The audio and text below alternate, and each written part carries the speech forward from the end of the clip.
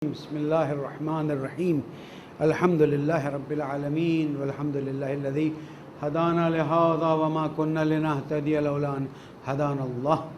ثم الصلاة والسلام على أشرف الأنبياء والمرسلين خاتم النبيين شفيع ذنوبنا وطبيب قلوبنا أبي القاسم محمد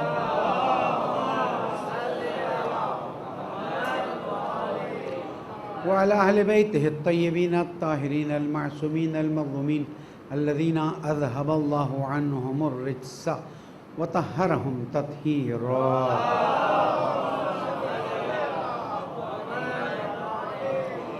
مومن کرام السلام علیکم ورحمۃ اللہ وبرکاتہ. اوصیکم ونفسی بتقوی اللہ ونظم امرکم. پہلے اپنے آپ کو پھر آپ سب کو نصیحت کرتا ہوں، اللہ کی پرواہ کیجئے، اللہ کا احترام کیجئے، اللہ کی نعمتوں سے اچھا استفادہ کیجئے اور اپنی دنیا و آخرت کو سدھاریے. پالنے والے تیری نعمتوں پر شکر کی توفیق عطا فرما، گناہوں کو معاف فرما، عاقبت بخیر فرما. درود پڑھنے محمد.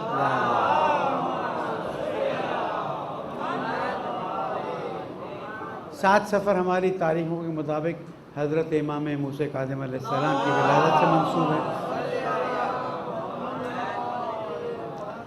امام علیہ السلام کی زندگی پر تھوڑی روشنی ڈالنا ضروری ہے، اس لیے کہ زیادہ موقع نہیں ملتا ہے. امامت کے سلسلے میں ہماری گفتگو رہی ہے اور شروع سے ہم اس بات پر رہے ہیں کہ امامت اللہ تعالیٰ کی طرف سے دیا ہوا ایک منصب ہے جو کوئی عام آدمی کسی صورت سے حاصل نہیں کر سکتا. ٹھیک ہے کہ جو ظاہری خلافت کی بات کرتے ہیں ان کے حقدار ائمہ معصومین ہی تھے، اللہ تعالیٰ نے نظام وہی بنایا تھا. اب کسی وجہ سے تاریخ میں آپ دیکھیے، ڈھونڈیے، سمجھیے، میں یہاں سے گفتگو نہیں کرنا چاہتا کہ وہ ظاہری خلافت بھی جو مولا کائنات کے لیے رسول اکرم نے اللہ تعالیٰ کے حکم پر معین فرمائی تھی، اس سے آپ کو محروم کیا گیا. اور آپ نے نہج البلاغہ میں اس بارے میں بہت مفصل گفتگو فرمائی، خاص کر خطبہ شقشقیہ کو دیکھ لیجئے گا. تو امامت کا سلسلہ جہاں ولایت ظاہری اور باطنی کی بات ہے، وہاں خلافت کا بھی مسئلہ اپنی جگہ پر ہے. اور ہم اپنے مسلمان بھائیوں سے کہتے ہیں کہ ٹھیک ہے آپ نہ مانیں ایک الگ بات ہے، لیکن آپ یہ کہیں کہ جناب آپ بھی اس عقیدے کو چھوڑ دیں، یہ تو امکان ہی نہیں رکھتا. عقیدوں پہ تو کیا سے کیا ہو جاتا ہے. اور ہماری ان کی ایک گفتگو چل رہی ہے کہ آپ اپنے ان مقدسات کے بارے میں بتائیے جس پہ آپ سب متفق ہیں، جس کے بارے میں آپ میں کوئی معتبر شخص منفی رائے نہ رکھتا ہو. ہم اس کو قبول کرتے ہیں اور ہمارے مراجع نے کہا ہوا ہے کہ ہم ان کی توہین نہیں کریں گے. ہمارے مقدسات آپ کو معلوم ہیں، آپ کو ان کی توہین کرنے کی کوئی ضرورت نہیں. امامت کے سلسلے کو اللہ سبحانہ و تعالیٰ نے معین فرمایا اور اسی لیے 12 امام اس دنیا میں تشریف لاتے رہے تاکہ اللہ تعالیٰ کی زمین پر حجت باقی رہے. اسی لیے جب معصوم سے پوچھا گیا کہ کوئی ایسی دلیل دے دیں تاکہ ہم لوگوں سے جب بات کریں تو لوگوں کو اطمینان ہو کہ ہاں امامت جو ہے وہ ایک اللہ تعالیٰ کی دی ہوئی رسمی حیثیت ہے، تو معصوم نے جہاں اور بہت سی دلیلیں بیان فرمائی، وہاں پر فرمایا کہ تم نماز میں سورہ انا انزلنا کی تلاوت کیا کرو. کہ مولا ہم کر لیں گے تلاوت لیکن ہمیں سمجھائیے. تو کہا جہاں پر یہ بات آتی ہے تنزل الملائکۃ والروح فیہا بإذن ربہم من کل امر سلام، یہ جو تنزل الملائکۃ کا مسئلہ ہے یہ ایسا نہیں ہے کہ رسول اکرم سے تب تک. یہ نزول ملائکہ جو عربی جانتے ہیں وہ جانتے ہیں کہ یہ نزول ملائکہ شب قدر میں بسم اللہ الرحمن الرحیم انا انزلناہ فی لیلۃ القدر وما ادراک ما لیلۃ القدر لیلۃ القدر خیر من الف شہر تنزل الملائکۃ والروح فیہا، اس رات میں ملائکہ اور روح نازل ہوتے ہیں. معصوم نے فرمایا تم اس بات پر گفتگو کرو کہ ملائکہ اور روح نازل ہوتے ہیں، کس پر نازل ہوتے ہیں؟ یہ اللہ کی حجتیں ہیں ہم زمین پر جن پر نازل ہوتے ہیں. اور یہ فجر تک سلسلہ سلامتی کے ساتھ جاری رہتا ہے اور یہ سلسلہ قیامت تک ہر شب قدر میں جاری رہے گا اور ہر زمانے کے امام پر ملائکہ اور روح نازل ہوتے رہیں گے. درود پڑھ دے محمد.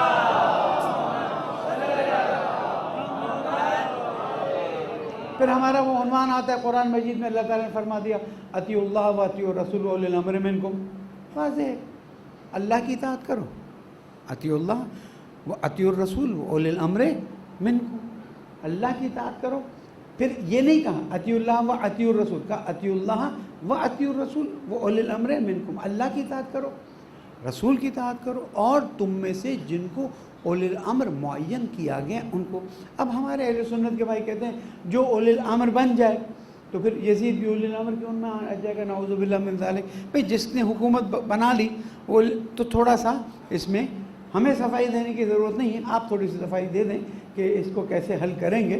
پھر کیسے کیسے مروان ابن حکم اور دوسرے وہ تو خود بھی ان کو کیا کیا کہتے ہیں، یہ اولی الامر بنتے گئے اور آگے بڑھتے گئے.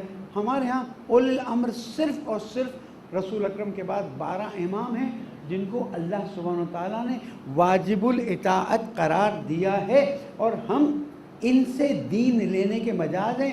ان کے علاوہ میں پہلے بتا چکا یہ جملہ پھر عرض کرتا ہوں، کسی معتبر ترین صحابی بھی اگر ہمیں کہیں یہ دین لے لو ہم نہیں لیتے. ہاں وہ کہیں کہ رسول اللہ نے فرمایا یا معصوم نے فرمایا اور سند مستحکم ہو تو ہم لے لیں گے. یعنی ہمارے ہاں دین کا لینا قرآن سے ہے، رسول اکرم سے ہے اور 12 اماموں سے ہے. اس کے علاوہ دین ہم کسی اور سے لے نہیں سکتے. پھر ایک سوال آ جاتا ہے کہ جو مرجع تقلید سے ہم دین لیتے ہیں، ہم مرجع تقلید سے دین نہیں لیتے. ہم مرجع تقلید سے پوچھتے ہیں کہ بھئی ہم عربی نہیں جانتے، قرآن اور سنت میں اس مسئلے کا کیا حل بتایا گیا ہے، اس مسئلے کا کیا حل بتایا گیا، یہ آپ بتا دیں. اگر ہم خود اجتہاد کر لیں، پہلے بات ہو چکی ہے، ہم اجتہاد کر لیں تو ہم خود اس مرحلے پہ پہنچ کے قرآن اور حدیث سے دین کو سمجھ سکتے ہیں. دین آپ کو روکتا نہیں، آپ کی مجبوری ہے، آپ نہیں اجتہاد کر سکتے، آپ نہیں جا سکتے علم دین حاصل کرنے کے لیے، تو شریعت نے آپ کو آسانی دے دی. اور اگر کوئی مجتہد کہے کہ میں یہ کہتا ہوں، ہم اس سے بھی نہیں لیں گے. جب ہم جناب سلمان سے نہیں لیتے، ابو ذر رضوان اللہ تعالیٰ علیہ سے نہیں لیتے کہ بھئی تم اگر کہو گے کہ یہ کر لو، اچھے آدمی کے عنوان سے تمہاری بات مان سکتے ہیں، لیکن یہ کہ جناب تمہاری بات کو دین کی بات سمجھے، ہم اس کو واضح کر لیں. کیوں؟ اس لیے کہ اہل سنت کے ہاں دین جہاں رسول اللہ سے لیا جاتا ہے وہاں پر وہ خلفاء سے بھی دین کے لینے کو صحیح سمجھتے ہیں. ہم یہ کہتے ہیں کہ یہ دین کے لینے کو اگر آپ صحیح سمجھتے ہیں تو اس کی دلیل ہمیں دے دیں. وہ کہتے ہیں اولی الامر منکم کی دلیل جو ہے، ہم کہتے ہیں اولی الامر منکم میں تو پھر 4 مثالیں میں اب نہیں دیتا، ریپیٹ نہیں کرتا، میں دے دیتا ہوں. ان سے بھی تم دین لوگے، ان کو بھی تم اپنا بڑا سمجھو گے، پھر کیسے ہوگا؟ اس لیے مسائل کو واضح کریں. اب وہ زمانہ نہیں آ رہا ہے کہ جناب ایک اعتقادی طور پر ہر چیز قبول کر لی جائے گی. نہ آپ کا جوان قبول کر رہا ہے، نہ ہمارا جوان قبول کر رہا ہے. ہر کوئی یہ سوال کر رہا ہے یہ کیسے. اور میں آپ کو بتا دوں کہ زمانہ بہت خوبصورت آ رہا ہے، بہت حسین زمانہ آ رہا ہے. ٹھیک ہے، یہ کچھ مشکلات ہیں، یہ تو آپ کا امتحان ہے کہ آپ ان مشکلات میں اپنے قدموں کو مضبوط رکھتے ہیں کہ نہیں رکھتے. ان مشکلات نہیں سمجھنا چاہیے. ان مشکلات میں آپ نے اپنی ذمہ داری ادا کرنی ہے، اپنا وظیفہ انجام دینا ہے. زمانہ آ رہا ہے جب حق نکھر کے سامنے آ رہا ہے، حق کی خوشبو سامنے آ رہی ہے. آپ اپنے معصومین علیہ السلام کی باتوں کو لوگوں تک پہنچائیں، آپ تعجب کریں گے. معصوم کا ایک جملہ ایک انسان کی زندگی بدل رہا ہے. ہمارے پاس آ رہے ہیں لوگ الحمدللہ رب العالمین، اور ہم دیکھ رہے ہیں. ٹھیک ہے، ہم اوپنلی ان چیزوں پر بات نہیں کر سکتے. ایک خاتون، آپ ہی کے ڈیفینس کی خاتون، اور بہت ہی مثلاً بقول آزاد ماحول کی خاتون، اور اس نے اپنے شوہر سے طلاق لے لی، بچہ دے دیا. بولا نہیں، میں اس دین کو اپنا چکی ہوں، مذہب حق کا اپنا چکی ہوں. اگر اس حالت میں تم میرے شوہر بن کے رہ سکتے ہو تو ٹھیک ہے، ورنہ مجھے کہو کہ میں دین چھوڑ دوں، میں قبول کرنے کے لیے تیار نہیں ہوں. آپ کا دین خوبصورت ہے، آپ کے دین کی خوشبو ہے، آپ کے دین میں نور ہے، آپ کے دین میں اللہ کی معرفت ہے. کیوں ہم اپنے دین کی خوبصورت باتیں چھوڑ کے دوسروں کو ٹون تانے طنز جو ہوتا ہے آپ دیکھ رہے ہیں، اور سوشل میڈیا پہ کس طرح سے چلتا ہے، اس میں وقتی طور پہ تو فائدہ ہو جاتا ہے، ایک واہ واہ ہو جاتی ہے، ایک چہچہ ہو جاتی ہے، ایک مثلاً مجمع جھوم جاتا ہے. اس کے دورس اثرات آپ کو دیکھنے ہیں. حضور اکرم محمد مصطفیٰ صلی اللہ علیہ وآلہ وسلم نے فرمایا کہ جب کسی کام کی نیت کرو تو اس کی عاقبت دیکھ لو. ایک شخص آیا, یا رسول اللہ مجھے ایک کوئی چھوٹی سی ہدایت دے دیں, بس میں اس سے زیادہ سمجھ نہیں سکتا, لے نہیں سکتا, اپنا نہیں سکتا. کہا بہت اچھا, جب کسی کام کا ارادہ کرو اس کی عاقبت دیکھ لو. اگر اس کام کا نتیجہ, عاقبت یعنی نتیجہ اچھا ہے, اس کام کو کر ڈالو, اور اگر اس کا نتیجہ اچھا نہیں, اس کام کو چھوڑ دو.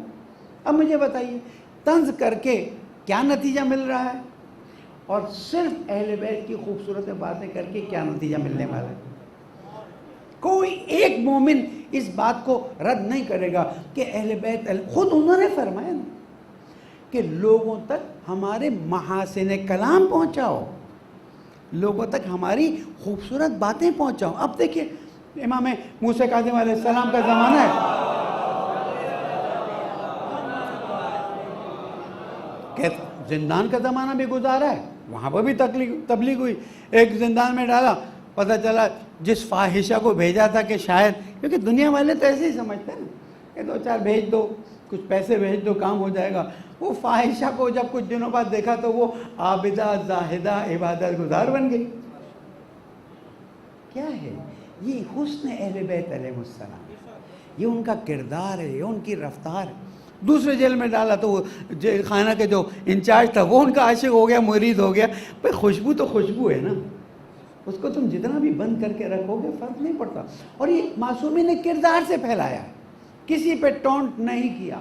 ہاں جہاں اپنے حق کی بات تھی بہت صاف بتا دیا کہ دیکھو اگر تم پوری زندگی خانہ کعبہ کا چکر لگاتے رہو گے, پوری زندگی روزہ رکھتے رہو گے, پوری زندگی عبادتیں کرتے رہو گے, اور رکن اور مکان کے درمیان میں اللہ سے عبادت, گریہ, جو مثلا توبہ, استغفار کرتے رہو گے, اگر ہماری محبت تمہارے دل میں نہیں ہوگی تو تم جہنم میں ہی جاؤ گے.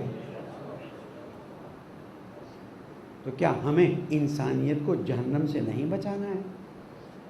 کیا سید الشہداء کے نقش قدم پر نہیں چلنا ہے؟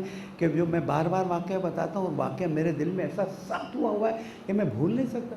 کہ جاتے ہیں کہ کہاں جا رہے ہیں, شاید ان میں سے کوئی ایک جہنم سے جنت کی طرف ہے. بابا پورا دن شہید کیا لوگوں کو, علی اکبر علیہ السلام, حضرت عباس علیہ السلام, سب کو شہید کیا ہوا ہے. اب آپ اکیلے رہ گئے ہیں. یہ نہیں معلوم کہ شیش ماہ کی شہادت سے پہلے تھا یا بعد میں تھا, لیکن جو بھی تھا میں جاتا ہوں, نصیحت کر لیتا ہوں. اچھا نصیحت کا اثر ہو جائے تو امامہ رسول اللہ کا پہنا, پینٹا رسول اللہ کا باندھا, اور اس کے بعد جا کے نصیحت کی, جو میں نے پچھلے ہفتے اس کی گفتگو کر لی آپ کی خدمت میں, ان جملوں کو بیان کر دیا. کیوں؟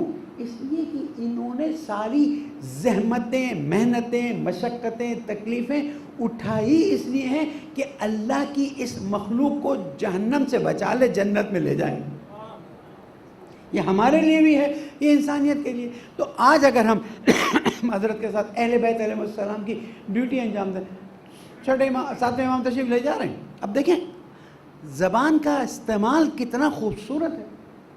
باقی آپ نے 100 مرتبہ سنا ہوگا, لیکن میں چاہتا ہوں پھر سے ایک الگ زاویے سے کہ زبان کی خوبصورتی انسان کو کہاں سے کہاں لے جاتی. اور خود مولا کائنات کی زبان پر جو گفتگو آپ پڑھیں کہ یہ زبان وہ چیز ہے کہ اگر یہ صحیح چل گئی تو دنیا کو کہاں سے کہاں لے جائے گی, اور اگر غلط چل گئی. جا رہے اصحاب بھی کچھ ساتھ ہیں, بازار سے گزر رہے, وہ جناب کچھ گانے بجانے کی آواز آ گئی. جن کے ہاں یہ ہوتا ہے وہ تھوڑا احتیاط کر لیں, کیونکہ امام وہاں سے گزر سکتے ہیں. زمانے کے امام تو ہر جگہ جاتے ہیں. آپ کے یہاں مجلس ہو تو وہاں آتے ہیں, آپ کے یہاں خوشی ہو تو وہاں آتے ہیں. کیوں؟ کہ آپ ان کی خوشی میں شامل ہوتے ہیں, آپ ان کے غم میں شامل ہوتے ہیں. تو یہ ان کا اخلاقی فرض ہے کہ جب آپ کے یہاں غم ہو تو وہاں آئیں, جب آپ کے یہاں خوشی. ایک الگ بات ہے کہ ہماری آنکھوں پہ ایسے پردے پڑے, ہم دیکھ نہیں سکتے. اگر گناہ کے پردے ہٹ جائیں, گندگی کے پردے ہٹ جائیں, دیدار بھی ہو سکتا ہے, کوئی مشکل نہیں ہے. الگ بات ہے کہ کہا ہے کہ جب دیدار ہو تو کوئی کسی کو بیان نہ کرے. تو اب یہ تشریف لے جا رہے ہیں, گھر سے کنیز نکلتے کوڑا پھینکنے کے لیے. ابھی اللہ تعالیٰ کا کمال ہوتا ہے, کرم ہوتا ہے, فضل ہوتا ہے. امام نے پوچھا کہ سنو ادھر آؤ, گھبرا گئی کنیز. کہا یہ بتاؤ اس گھر میں رہنے والا غلام بنتا ہے یا آزاد ہے؟ غلام ہے یا آزاد؟ بھائی یہ آزاد ہے, میرا مالک ہے. امام نے فرمایا آزاد ہے. کہا ہاں آزاد ہے. کہا تبھی یہ حال ہے. ایک جملہ یہ آپ کے لیے اور میرے لیے بھی ہے کہ جو میرے ہاں چیزیں ہوتی ہیں تو بندہ ہونے کی حیثیت سے ہوتی ہیں یا آزاد ہونے کی حیثیت سے ہوتی ہیں؟ کتنی دیر لگی ہوگی؟ 2 4 منٹ 5 منٹ. یہ جب واپس کی اتنی دیر تو نے کہاں لگا لی؟ وہ بابا وہ ایک جا رہے تھے، میں کوڑا پھینکنے گئی، ایک جا رہے تھے، انہوں نے بلا لیا. کہا کیا ہوا؟ کہا انہوں نے پوچھا کہ بھائی اس گھر میں رہنے والا بندہ ہے یا آزاد ہے؟ تو نے کیا جواب دیا؟ کہا میں نے کہا میرا مالک ہے، یہ آزاد بندہ ہے، آزاد ہے، ایسی کیا بات ہے؟ کہ نہیں سمجھ گیا کہ ایسا سوال سوائے کوئی بڑی ہستی کے نہیں کر سکتا. دوڑا بغیر جوتوں کے. امام دور تشریف لے جا چکے تھے، پیروں میں پڑ گیا. مولا میں آزاد نہیں ہوں، میں بندہ ہوں. امام نے کہا کہ پھر تیرے حالات تو بندے جیسے نہیں ہیں. کہ مولا آج سے وعدہ کرتا ہوں کہ میرے حالات بندے جیسے ہو جائیں گے. تاریخ لکھتی ہے اس کے بعد اس نے کبھی نالین نہیں پہنے، ہمیشہ اس کا نام ہی پڑ گیا بشر حافی. وہ بشر اس کا نام تھا، وہ حافی جو بغیر نالین کے کھلے پیر، جیسے آپ عاشورہ کو جاتے ہیں اکثر لوگ جاتے ہیں. تو کسی نے پوچھا بھئی یہ کیا ہوا؟ اس نے اپنی سب چیزیں ختم کی، اللہ سے توبہ کی، استغفار کی. کہا یہ تو بغیر نالین کے کیوں گھومتا ہے؟ یہ تکلیف بھی دے سکتا نہیں. یہ وہ لمحے کی یاد ہے جس لمحے اللہ نے اپنے حبیب کی آل کے ذریعے میری ہدایت فرما دی. ساتھ میں نا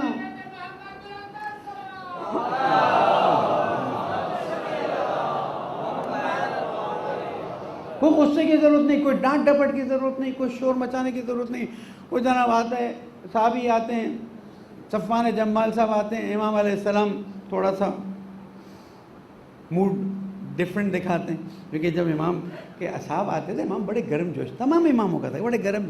لیکن جب حالات تیز ہوں تو پھر منہ تھوڑا سا پھیر لیتے ہیں اپنے الفاظ. کہ مولا کوئی غلطی ہو گئی؟ کہا نہیں غلطی نہیں ہوئی. کہا نہیں مولا کچھ تو ہوا. کہا پھر یہ اونٹوں کو تو نے جو کرائے کے لیے دیا؟ کہ مولا میں حج، وہ خلیفہ حج پہ جا رہا ہے، اس کو حج پہ جانے کے لیے میں نے گاڑی کرائے پہ دے دی. واقعہ تو آپ نے سنا ہوا ہے لیکن یاد آواری تو کرنی. کہا ہاں وہ حج پہ جا رہا ہے اس لیے تم نے دے دی. کہاں؟ کہ یہ بتاؤ تمہارے دل میں یہ خواہش ہے کہ وہ حج سے واپس آ جائے تاکہ تمہیں تمہارے اونٹ اور اس کا کرایہ مل جائے؟ کہاں مولا اتنی تو ہوگی. کہ ظالم کی زندگی کی اتنی خواہش رکھنے والا قیامت میں ظالم محشور ہوگا. کوئی ڈانٹ ڈپٹ نہیں، کوئی غصہ نہیں، کوئی گراؤٹ نہیں. فوراً گیا. جانے کے بعد اس سے کہا کہ وہ میں اونٹ نہیں دے سکوں گا کرائے پہ، میں حضرت ہوں. کہا کیا ہوا؟ کہا نہیں بس وہ میرے طبیعت خراب ہے، میں بیمار ہوں، اب یہ سب ختم کر رہا ہوں. کہا نہیں مجھے معلوم ہے تیرے امام نے کچھ کہا ہے، اس وجہ سے تو نے فیصلہ تبدیل کر لیا. بہرحال اس نے کچھ نہیں کہا. بازار میں بات پھیل گئی. بات تو فوراً پھیلتی ہے نا، یہاں سوشل میڈیا سے پھیلتی ہے، وہاں پر لوگوں کی زبان سے پھیلتی ہے. ایک آدمی دوڑتا ہے، مولا مولا مولا یہ کیا ہو گیا؟ یہ تو اس نے ایسے کر دیا. کہاں صحیح کیا اس نے؟ نہیں کرتا تو اس کی زندگی تباہ ہو جاتی ہے. آخر بھائی زندگی تباہ ہونا یعنی آخرت میں معصوم کے ساتھ نہ ہونا. ہماری زندگی کا مقصد یہ ہے کہ آخرت میں معصوم ہاتھ پکڑ کے چلو بھائی، اس کے علاوہ کچھ چاہیے نہیں نا ہمیں. اور کچھ چاہیے؟ یہاں جتنی سختی ہو، تکلیف ہو، پریشانی، مصیبت، گولیاں، چھرے، پتہ نہیں کیا کیا کیا. کہنے لگا مولا میں کوئی اونٹ کرائے پہ نہیں دیتا ہوں، لیکن میں اس کے کپڑے سیتا ہوں. تو ایسا تو نہیں کہ قیامت میں اللہ تعالیٰ مجھے ظالموں میں سے شمار کرے گا؟ امام نے فرمایا نہیں اللہ تعالیٰ تم کو ظالموں میں نہیں شمار کرے گا، اللہ تعالیٰ تمہیں ظالم محشور کرے گا. مولا تمہارے جیسے اس کے کپڑے نہ سیئیں، تمہارے جیسے ان کے قلم نہ چلائیں، تمہارے جیسے ان کے لیے دوسرے کام نہ کریں، فوج کا حصہ نہ بنیں، تو ظالم ظلم کر سکتا ہے؟ یہ سب لوگ تعاون کرتے ہیں تب جا کے ظالم ظلم کرتا ہے نا. حیران ہو گیا، توبہ کی، استغفار کیا. تو یہ طریقے ہیں معصوم علیہ السلام کے ہدایت. کسی کو بے وجہ ڈانٹنا نہیں، کسی کے لیے زبان ترازی نہیں. کہیں ایک طنز ڈھونڈ دیجئے معصومین کی، اس سے. آج ہمارے ممبروں سے طنز مزے لے کے ہوتا ہے. آج ہمارے ممبروں سے کیوں بابا تمہارا وظیفہ نہیں ہے کہ اس مجلس سے عزا سے 4 لوگوں کو اہل بیت سے نزدیک کرو؟ ہے کہ نہیں ہے؟ آپ کا پیسہ اس لیے ہوتا ہے کہ کچھ دیر مزے آ جائیں اور پھر چلے جائیں. میں بھی یہی کر سکتا ہوں یہاں پر. ہاں آپ جو ڈونیشن دیتے ہیں امام حسین علیہ السلام کے نام پر وہ اس لیے ہوتا ہے کہ کچھ دیر تھوڑا بس ہو جائے اور مثلا فضائل بیان ہو جائیں, کچھ ٹونٹ ہو جائیں اور اس کے بعد بات ختم ہو جائے؟ میں تو نہیں سمجھتا. میں سمجھتا ہوں آپ یہ چندہ دیتے ہیں تاکہ 2 جملے اہل بیت علیہ السلام کی زندگی کے بیان کیے جائیں, شاید کسی کا دل نرم ہو جائے, شاید کوئی نزدیک آ جائے, شاید کوئی یزیدی فوج سے حسینی فوج میں آ جائے. تو اگر یہ ماحول خراب ہوا ہے تو اس میں باقی سیاسی مسائل ہیں, دوسرے خطبے میں بتاتا ہوں ہمارا بھی بہت بڑا کردار ہے. آج امام حسین کاظم علیہ السلام کی ولادت کی مناسبت سے اللہ تعالیٰ سے دعا کرتے پالنے والے ہماری ممبروں کی اصلاح فرما دے, ہمارے ذاکروں کو بہتر بیان کی توفیق عطا فرما دے, ہمیں بھی بہتر ذکر سننے کی توفیق عطا فرما دے. ہمارے نوح خان, ہمارے منقبت خان, ہمارے شعراء سب کی توفیقات میں اضافہ فرما. پالنے والے اس عید کی برکت سے یہ جو مسائل ہمارے ملک پر آئے ہیں, مشکلات آئی ہیں, ان کو دور فرما دے. پالنے والے اہل بیت علیہ السلام کو ہم سے راضی فرما دے. پالنے والے بے گناہ اسیروں کو آزاد فرما دے, بیماروں کو شفا کامل عطا فرما دے, زمانے کے امام کو راضی فرما, ان کی ظہور میں تعجیل فرما. بسم اللہ الرحمن الرحیم. والعصر ان الانسان لفی خسر الا الذین آمنوا وعملوا الصالحات وتواصوا بالحق وتواصوا بالصبر. صدق اللہ العلی العظیم.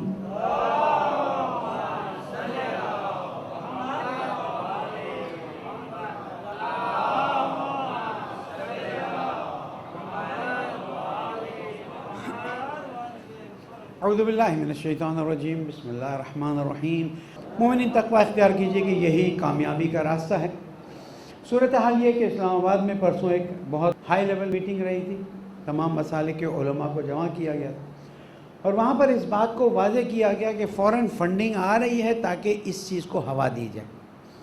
تو ہم حکومت سے کہتے ہیں کہ اچھا ہے, کم از کم آپ نے جرأت کی اور اس بات کو بتایا کہ فوراً فنڈنگ آ رہی. نام بھی دی, میں نہیں لینا چاہتا, میں ذمہ داری ہاتھ میں پر نہیں لینا چاہتا. تو کیوں نہ آؤ ہاتھ میں ہاتھ دیں, اور وہ لوگ جو فوراً فنڈنگ لے رہے ہیں تمہیں پتہ تو چلتا ہوگا نا, ان کو ہم اپنی صفوں سے باہر نکال لیں اور کسی طرح سے پاکستان کی حفاظت کے لیے ایک اتحاد کا خوبصورت گلدستہ پھر سے سجائیں.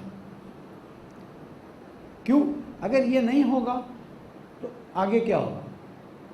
میرا جملہ مناسب نہیں ہے لیکن بولنے میں بھی میرے کوئی گھبراتا نہیں. الحمدللہ رب العالمین. میں جس مکتب سے تعلق رکھتا ہوں اس میں صرف ایک ہی چیز ہو سکتی, وہ شہادت ہے, اور اس کی تو آرزو رکھتے ہیں کہ کسی وقت کوئی اللہ تعالیٰ توفیق دے, لیکن دین کی خدمت کرتے ہوئے صرف اس طرح. مجھے صرف اتنا بتا دیں کہ آیا کسی حد تک بھی کوئی چلا جائے 1400 سال سے تشیع کم ہوئی ہے کہ زیادہ ہوئی ہے؟ بہت زیادہ کا جملہ صحیح. اتنی زیادہ ہو گئی کہ اب دنیا والوں سے کنٹرول نہیں ہو رہی. ان کو نہیں پتا یہ اتنی زیادہ ہونے والی ہے کہ نہ دنیا اس کو کنٹرول نہیں کرے گی, اس کے امام اس کو کنٹرول کریں گے. تو پھر کیوں کتنے 10 لاکھ مرواؤ گے, 50 لاکھ مرواؤ گے, شام بناؤ گے, سب کو قتل کر دو گے؟ کہاں کتنا جا سکتے ہو تم؟ میرا سوال ان لوگوں سے. یا ایجنسیز کتنی چھوٹ دینا چاہتی ہیں ان کو کہ جو ہمیں کافر کہلاتے ہیں؟ دیکھیں ہوتا کیا ہے, تاریخ میں یہ بات آئی ہے کہ پہلے کافر کا عنوان دیا جاتا ہے, اس کے بعد ان کا قتل عام چلا جاتا ہے. اب کیونکہ ان کے بڑے بڑوں نے ہمیں کافر نہیں کہا اور ہمیں مسلمان کہا, اور الحمدللہ ہم مسلمان, بہت بڑی بات کی تھی میرے قائد نے, اور میں کہتا ہوں بار بار مجھے یاد آتی کہ جب ایک بہت بڑا اجلاس اہل سنت کا ہوا تھا MMA کا پہلے مرحلے پہ, تو انہوں نے کہا تھا کہ ہم یہاں پر ایک قرارداد پاس کرتے ہیں کہ مکتب تشیع مسلمان مکتب ہے اور یہ مسلک اسلام کا مسلک ہے. میرے قائد کھڑے ہوئے, سوری, ہمارا مکتب آپ کی سرٹیفیکیشن سے اسلام میں داخل نہیں ہو سکتا, ہمارا مکتب اسلام کا حصہ ہے. آج آپ یہ سرٹیفکیٹ دے رہے ہیں. دیکھیں اگر اس دن وہ کام نہیں کیا ہوتا تو آج یہ جمع ہو گئے تھے یزیدیت زندہ باد پر. اس کا مطلب سمجھ رہے ہیں نا کہ جو بھی یزیدیت مرد آباد کے اس کے مقابلے میں ہم جمع ہو گئے ہیں. اب وہ معافی مانگ رہے ہیں, اچھی بات ہے, ہمیں اچھا لگتا ہے, لیکن آج وہ پھر کانفرنس کرتے ہیں اور کہتے ہیں آج ہم ان کے مسلک کو اسلام سے خارج کرتے ہیں. یہ مسئلہ آج کا نہیں ہے. میں سمجھانا چاہتا ہوں 2 سال پہلے جو چیز ہوئی تھی ٹھیک ہے، لوگ سمجھتے ہیں کہ مثلا میں نے اس طرح سے جرأت کی بات نہیں کی، وہاں یہی چیز فائنل ہوئی تھی اور میں نے وہ میسیجز دیکھے تھے کہ جس کے بعد پھر چیزیں ہونی تھی. ٹھیک ہے، میں نے اپنی قربانی دی، میں اللہ تعالیٰ سے شکر ادا کرتا ہوں کہ میں نے کہوں کہ لیکن یاد رکھیے میں پیغام دے رہا ہوں ان لوگوں جو سمجھتے ہیں کہ مثلا ہم ان کے جلوس روک دیں گے. ارے جلوس تو بڑے بڑے نہیں روک سکے، جو روکتے گئے وہ جاتے گئے، جلوس آگے بڑھے. ہم پہلے مرحلے پہ واضح کر دیتے ہیں عزاداری یعنی تشیع. اگر تم آ کے کہتے ہو کہ عزاداری کو روکو، جلوس کو روکو، محدود کرو، تو اس کا مطلب ہے تم ڈائریکٹ تشیع پہ حملہ کر رہے ہو. اور تم اگر ڈائریکٹ تشیع پہ حملہ کر رہے ہو تو حسینی ایک ہی چیز جانتا ہے، حسینیت. لبیک یا حسین، لبیک یا حسین. ہماری ماں نے ہمیں حلال پاک پاکیزہ علی ولی اللہ دودھ پلایا ہے، اور اسی وجہ سے ہم میں سے کوئی ایک نہیں ڈرتا ہے، کوئی ایک نہیں ڈرتا. میں جانتا ہوں بزرگوں کو جلوس میں چل بھائی بیمار ہو، یہیں پر موت آ جائے ہمارے لیے سعادت ہے. بہت اچھی بات. تو جلوس کو ختم کرو، مثلا عزاداری کو محدود کرو، تم سے جو ہو سکتا ہے کر لو. ہم آج کھڑے ہیں 3 سال بعد. دیکھیں پنڈی کا واقعہ ہوا تھا نا، تھوڑا سا ٹائم نکل جائے گا لیکن مجھے معاف کیجیے گا، آپ تک بات پہنچ. پنڈی کا واقعہ ہوا تھا نا، جلوس کو ختم کرنے اور روکنے کے لیے 2 سال 3 سال بعد کیا کسی بڑے نے اعلان کیا کہ انہی کے لوگ تھے، انہی کے لوگ بھیس بدل کے آئے تھے اور انہی کے لوگ پکڑے بھی گئے. آج بھی وہی ہونے والا ہے، کچھ بھی نہیں ہوتا. موت تو کل نفس، اور جو اللہ تعالیٰ نے فرما دیا بھلا تقولوا لمن یقتل فی سبیل اللہ اموات، جو اللہ کے راہ میں مارا جائے اس کو مردہ مت کہنا، بل احیاء، زندہ ہوں، زندہ ہیں، اللہ کے پاس سے روزی پاتے. تو ہم تو کل کے کیا بھائی چلو ہمارے بیوی بچے کچھ زحمتیں اٹھا لیں گے نا، اللہ چاہے گا ان کا بھی کام ہو جائے گا. مت جاؤ اس طرف، خدا کے واسطے مت جاؤ. اس لیے کہ عزاداری 1400 سال پرانی چیز ہے، پاکستان 73 سال پرانا ہے، ابھی بہت ابتدائی مراحل سے گزر رہے ہیں اور ہمیں یہ پسند ہے، ہماری جان اس پہ فدا ہے، خصوصاً اس لیے کہ اس سرزمین پر ہمارے بڑوں کا خون بہا ہے، ہمارے شہداء نے اپنی جان دی ہے. اس زمین سے غداری کا تصور کیا بھی نہیں جا سکتا. لیکن اگر حالات ایسے ہو جائیں تو پھر کیا کریں گے آپ؟ ٹھیک ہے، چہلوں کے جلوس میں ہم سب باقاعدہ شرکت کریں گے. ایک گفتگو علماء میں ہو رہی ہے کہ اگر عاشورہ والی FIR کو فوری طور پر اس کا مسئلہ حل نہیں کیا جاتا تو انشاءاللہ علماء تو تیاری کر رہے ہیں اپنی گرفتاری دینے کی. ہم بھی تھے، مثلا نماز بھی پڑھی اور زیارت عاشورہ بھی، جو بھی تھا، اقرار اپنی جگہ پر جا رہا ہے، ہاں پڑھی سنی جو بھی ہے، اقرار جا رہا ہے اپنی جگہ پر، ریکارڈنگ کروا رہا ہوں. پھر اس وقت تم پریشان نہ ہونا کہ 5000 10,000 لوگ کو اپنی وہ دینے کے لیے آ گئے کہ بھئی ہم نے بھی پڑھی تھی، کیونکہ علماء جائیں گے تو مجھے معلوم ہے عوام پیچھے نہیں رہنے والی، عوام ساتھ چلنے والی. اس پہ چیزیں آگے بڑھ رہی. کل بھی ہماری ایک بہت ہائی لیول میٹنگ ہوئی تھی اور ہم میسیج دے رہے ہیں، ہمیں نہ یہ پسند ہے کہ وہاں کا کوئی گرفتار ہو، نہ ہمیں یہ پسند ہے یہاں والا کوئی گرفتار ہو. لیکن اگر وقت آیا تو 40 کے دن قوم ثابت کر دے گی کہ کس طرح سے استقامت کے ساتھ آگے بڑھنے کے لیے تیار ہے. تو اس لیے ذہنی طور پر آمادہ رہیے تاکہ، اور ہم سے وعدہ کیا گیا کہ یہ نعرے بند ہو جائیں گے، لیکن نعرے چل رہے ہیں اور ہمارے لیے یہ نعرے قابل قبول نہیں ہیں. ہمارے بزرگوں کو بلائیں، بٹھائیں، کراچی لیول پہ بٹھا دیں، مسائل کو حل کریں، کوئی مشکل نہیں. لیکن اگر آگے بڑھ گئے تو پھر مشکل ہو جائے گی، اس لیے کہ پاکستان میں ایک بہت بڑی تعداد میں فورن فنڈنگ ہوئی ہے، اور فورن فنڈنگ کا مطلب ہے پاکستان کو ڈیسٹیبلائز کرو. ابھی آپ جو سوشل میڈیا پہ ہیں وہ دیکھیں، ایک ٹرینڈ چلا تھا نا جو ہمارے بارے میں، مثلا جو ایک عنوان دیا ہوا، ہم تو اپنی صفائیاں پیش کرتے رہتے ہیں، تو وہ ٹرینڈ کا 90% سسٹم جو ہے وہ انڈیا سے چل رہا تھا. میرے ایجنسی کے بھائیوں، میرے ایجنسی کے بزرگوں، آپ کی عقل میں بات نہیں آتی ہے کہ انڈیا ایک ٹرینڈ چلا رہا ہے، اس ٹرینڈ کو یہاں لوگ سپورٹ کر رہے ہیں، تو کیا انڈیا کے ٹرینڈ چلانے سے ان لوگوں کے چہروں سے نقاب نہیں ہٹ گیا ہے؟ تم ڈرتے ہو تو ڈرو، پھر پاکستان کی حفاظت کا دعویٰ مت کرو۔ اور پھر مجھے یاد ہے جب ایئر فورس بیس پہ حملہ ہوا تھا، یہ 4-5 سال، مجھے ذرا سال یاد نہیں رہتے، ایئر فورس بیس پہ حملہ ہوا تھا اور ہمارے 2 بڑے جہاز جو ہیں وہ ان کو مارا گیا اور وہ بھاگ بھی گئے اور پکڑے بھی نہیں گئے۔ اس وقت میں نے یہاں کہا تھا کہ اگر تم پاکستان کی حفاظت نہیں کر سکتے ہو، میں لا الہ الا اللہ محمد رسول اللہ علی ولی اللہ کی قسم کھاتا ہوں، ہم شیعوں کو دے دو، ہم اس کی حفاظت کریں گے۔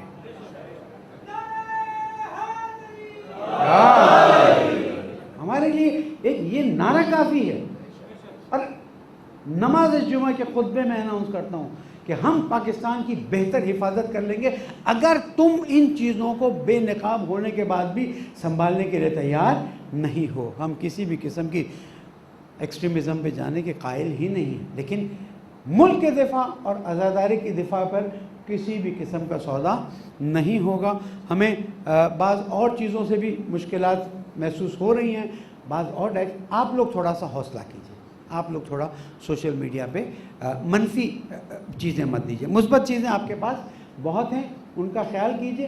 اور اس وقت آپ نے دیکھا ایک اے پی سی ہو نہیں رہی تھی، ایک دم سے ہو بھی گئی، پھر ایک دم سے شور شروع ہوا۔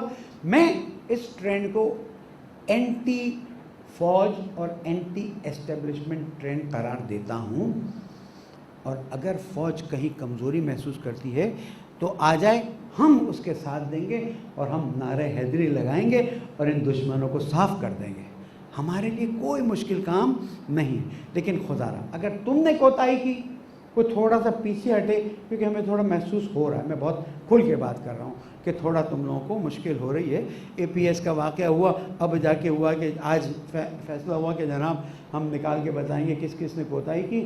ارے مجھے تو افسوس ہو رہا ہے، یہ جو فیکٹری کو آگ لگائی تھی، چیف جسٹس صاحب، میں آپ کا مسخرہ نہیں کر سکتا، لیکن یہ جو فیصلہ آیا یہ مسخرہ ہے، مسخرہ۔ یہ ان بیچاروں کے گھر والوں اور لواحقین کے زخم پر تم نے وہ مرچ چھڑکی ہے کہ تعجب کرتا ہوں۔ یعنی جسٹس کا نظام ایک پارٹی سے ڈر کے بیٹھی ہوئی ہے، تعجب ہے مجھے تو۔ وہ پارٹی پاور شو بھی کرتی ہے، میں کسی بھی قسم کے نیگیٹو اس میں نہیں جاتا، لیکن مجھے انصاف سے بتائیے، کیا جنہوں نے آگ لگائی وہ ذمہ دار تھے یا جنہوں نے پیچھے جو کیا وہ ذمہ دار تھے؟ آئی وانٹ دا آنسر، مجھے یہ چاہیے۔